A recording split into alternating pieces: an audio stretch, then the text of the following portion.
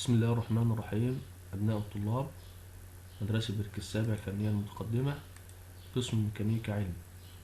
معاكم الأستاذ إبراهيم أبو العزم، معلم أول ميكانيكا علمي بالمدرسة. إن شاء الله هنشرح الدرس الثاني من الترم الثاني لمادة تخطيط وإدارة إنتاج للصف الثالث، ميكانيكا تخصص تشكيل والحال. تمرين بسيط على حل مقايسات التشكيل بالحدادة اليدوية. تمرين: الشكل الموضح أمامك يبين ذراع من الصلب كثافته 7.8 جرام لكل سنتيمتر مكعب. يبقى أول حاجة مديني كثافة الصلب، وسعر الكيلو جرام، يعني سعر كيلو الخامة دي كام؟ 9.5 جنيه، يعني 9 جنيه ونص. والمطلوب حساب الآتي: 1. وزن المعدن اللازم للتشكيل وتشطيب هذا الذراع. 2. حساب التكاليف الإنتاج والتكاليف النهائية. إذا علمت أن الزمن الكلي، يبقى أول حاجة مديني الكثافة وسعر الكيلوغرام، تاني حاجة مديني الزمن الكلي، يقدر 2:15 دقيقة، يعني 2:15 دقيقة. وأجر الحداد 5 جنيه لكل ساعة، وأجر الدقاق 3 جنيه لكل ساعة، وأجر الكور بما فيه استهلاك الفحم 2.5 جنيه لكل ساعة. تقدر المصاريف الغير مباشرة ب100% من أجور العمال، يعني المصاريف الغير مباشرة تساوي 100% من أجور العمال، والأرباح 25% من جملة التكاليف. دي كل المعطيات اللي هو مديها لي في المقايسة. قلنا عشان نحل أي مقايسة لازم ندرس الرسم بعيد. لو أنا بصيت للرسم فيها جزء طرف أيمن وطرف أيسر متماثل على شكل متوازي مستطيلات، أبعاده طوله 60 ملي، عرضه 20 ملي، ارتفاعه 20 ملي. والجزء الأوسط عبارة عن متوازي مستطيلات طوله 50 مليمتر، عرضه 40 مليمتر، ارتفاعه 40 مليمتر. المعطيات: كثافة 7.8 جرام لكل سنتيمتر مكعب، وسعر الكيلو جرام 9 جنيه ونص، وأجر الحداد 5 جنيه لكل ساعة، وأجر الدقاق 3 جنيه لكل ساعة، وأجر الكور بما فيه استهلاك الفحم 2.5 جنيه لكل ساعة، والزمن الكلي يقدر 2:15 دقيقة. تقدر المصاريف الغير مباشرة ب100% من أجور العمال، والأرباح 25% من جملة التكاليف. والمطلوب حساب وزن المعدن اللازم للتشكيل والتشطيب هذا الذراع. 2. حساب التكاليف الإنتاج والتكاليف النهائية. يبقى دي المعطيات ودي المطلوب. حل المقايسة: أولا حساب ثمن الخامة. قانون حساب ثمن الخامة: سعر الخامة بيساوي وزن الخام بالكيلو جرام في سعر الكيلو جرام. يبقى دلوقتي عشان أجيب ثمن الخامة لازم أنا أحسب الوزن. طب قانون الوزن بيقول إيه؟ بيساوي الحجم في الكثافة. يبقى ما عنديش الحجم، عندي الكثافة، يبقى لازم أنا أجيب الحجم.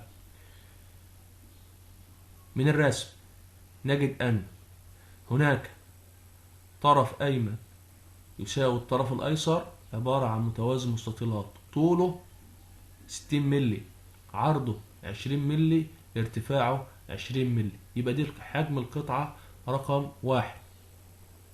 بس حجم ايه؟ حجم قطعتين، يعني هجيب حجم قطعة واحدة واضربها في 2. يبقى حجم رقم 1 بيساوي حجم متوازي المستطيلات. عارفين حجم متوازي المستطيلات بيساوي الطول في العرض في الارتفاع. هما قطعتين، يبقى هضرب في 2. يبقى هقول له 2 افتح قوس 60 ملي اللي هو الطول في العرض 20 ملي في الارتفاع 20 ملي، يكون الناتج 48,000 مليمتر مكعب. حجم القطعة رقم 2 حجم بردك متوازي مستطيلات، طوله 50 ملي بس هي قطعة واحدة، عرضه 40 ملي، ارتفاعه 40 ملي، يبقى أقول له الحجم بيساوي 50 في 40 في 40، يكون الناتج 80,000 مليمتر مكعب. يبقى أنا كده جبت حجم قطعة رقم 1 وحجم القطعة رقم 2، يبقى لازم أجمعهم عشان أجيب الحجم الكلي للذراع. حجم الكل الذراع بيساوي حجم القطعة رقم 1 زائد حجم القطعة رقم 2، يبقى بيساوي 48,000 زائد 80,000، يكون الناتج 128,000 مليمتر مكعب. لازم نحول من المليمتر مكعب للسنتيمتر مكعب. ليه؟ عشان الكثافة مديها لي ب7.8 جرام لكل سنتيمتر مكعب، يبقى لازم نحول من الملي مكعب لسنتيمتر مكعب. من الملي للسنتي بقسم على 10. طب دي تكعيب، يبقى لازم اقسم على 10 تكعيب اللي هو 1000. يعني للتحويل من المليمتر مكعب للسنتيمتر مكعب اقسم على 1000، يبقى الناتج 128,000 مقسوم على 1000، يكون الناتج 128 سنتيمتر مكعب. كده جبت مين؟ جبت الحجم. وبالتالي حساب وزن الخامة، حساب وزن الخامة بيساوي القانون بتاعها بيساوي الحجم في الكثافة. الحجم كام؟ 128 في الكثافة 7.8، بس دي بالسنتيمتر مكعب، الحجم بالسنتيمتر مكعب، والكثافة جرام لكل سنتيمتر مكعب. سنتيمتر مكعب هيطير مع السنتيمتر مكعب، يكون الناتج بالجرام. هيطلع الناتج الحجم بيساوي 998.4 جرام. طب الكثافة عندي بالكيلو، عاوز السعر الخامة بالكيلو جرام، يبقى لازم احول من الجرام للكيلو جرام. من الجرام للكيلو جرام بقسم على 1000، لما اقسم الناتج ده على 1000 يطلع 9984 من 10,000 كيلو جرام، يعني تقريبا وزن الخامة كيلو جرام. وبالتالي حساب ثمن الخامة، القانون بتاعها بيقول ايه؟ حساب ثمن الخامة بيساوي وزن الخامة بالكيلو جرام في ثمن الكيلو جرام. وزن الخامة طلع كام عندك؟ 9984 من 10,000 في سعر الكيلو جرام كام من الخامة؟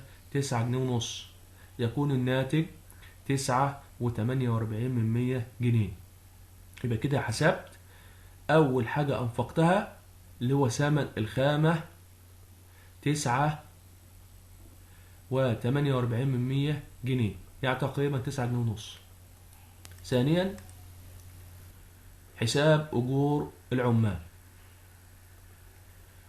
أجور العمال، حساب أجور العمال يجب معرفة زمن التشغيل. هو قال لي الزمن في البداية كام؟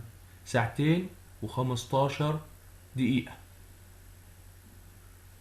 يبقى ما ينفعش اشتغل ساعات مع دقايق، يبقى لازم انا احول الدقايق الى ساعات. احنا عارفين الساعة فيها 60 دقيقة، يبقى من الدقيقة للساعة بقسم على 60. هقسم مين؟ هقسم الدقايق. انت عندك كام دقيقة؟ 15 دقيقة، يبقى اجي اقول له 15 على 60، يكون الناتج 25% اللي هي ربع ساعة. يبقى الزمن عندي 2:25 ساعة. يبقى أنا حولت ال2:15 إلى ساعات، كان الناتج 2:25.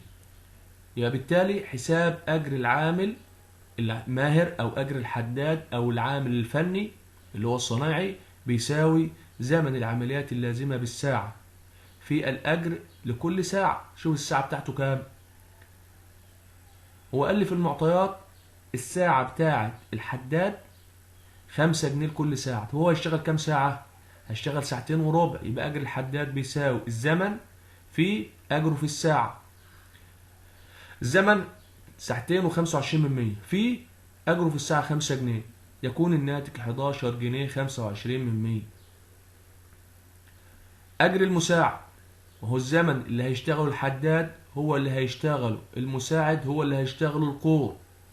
يبقى أجر المساعد بيساوي الزمن في أجره في الساعة. أنا عندي الزمن ساعتين و25 من 100، في أجر المساعد في الساعة 3 جنيه، يكون الناتج 6.75 من 100 جنيه. يبقى أنا كده جبت أجر الحداد 11 جنيه 25 من 100، وأجر المساعد 6 جنيه 75 من 100. يبقى دولت أجر الحداد وأجر المساعد اسمها إيه؟ أجور عمال. طب أجر الكور بما فيه استهلاك الفحم، هو يشتغل كام ساعة؟ ساعتين وربع. في الساعة بتاعته بكام؟ ب2 جنيه ونص، يكون الناتج 5 جنيه و625 من 1000. يبقى انت كده صرفت ايه؟ أول حاجة ثمن خام، 2 أجور عمال، 3 أجر الكور. دي تسمى التكاليف الأولية. يبقى التكاليف الأولية بتساوي ثمن الخام زائد أجور عمال زائد أجر الكور بما فيه استهلاك الفحم. يكون الناتج ثمن الخام عندي بكام؟ ب9.48 زائد أجور عمال اللي هو أجر مين؟ أجر الحداد 11 جنيه وربع، زائد أجر المساعد 6 جنيه 75 من 100، زائد أجر الكور 5 جنيه و625 من 1000. يكون الناتج 33 جنيه و105 من 1000. يبقى كده دي اسمها التكاليف الأولية. بعد كده المصاريف الغير مباشرة، هو قال لي في المعطيات تقدر ب100% من أجور العمال. أجور العمال عندي كام؟ 11 جنيه 25 من 100 زائد 6 جنيه 75 من 100، يكون الناتج مجموعهم كام؟ 18 جنيه. يبقى دي كده اسمها أجور عمال. أجر العامل الماهر وأجر العامل المساعد كام؟ 18 جنيه. في 100% هيكون الناتج 18 جنيه. يبقى المصاريف الغير مباشرة 18 جنيه. ليه؟ العمال هياخدوا 18 جنيه، يبقى هيصرفوا قد ايه كمان مصاريف غير مباشرة؟ 18 جنيه. يبقى انا كده جبت التكاليف الأولية والمصاريف الغير مباشرة. تكاليف الإنتاج. تكاليف الإنتاج بتساوي التكاليف الأولية زائد المصاريف الغير مباشرة. يبقى التكاليف الأولية بتساوي 33 جنيه و105 من 1000 زائد المصاريف الغير مباشرة 18 جنيه، يكون الناتج 51 جنيه و105 من 1000. كده حسبت تكاليف الإنتاج، جبت التكاليف الأولية، جبت المصاريف الغير مباشرة. بعد كده الأرباح تقدر ب25% من جملة تكاليف الإنتاج. تجيب تكاليف الإنتاج ب51 جنيه و105 من 1000 في 25 من 100، يبقى ربحك كام من هذه القطعة؟ 12 جنيه و78 من 100. يبقى أنا كده جبت تكاليف إنتاج وجبت أرباح، يبقى التكاليف النهائية بتساوي تكاليف الإنتاج زائد الأرباح. تكاليف الإنتاج عندك بكام؟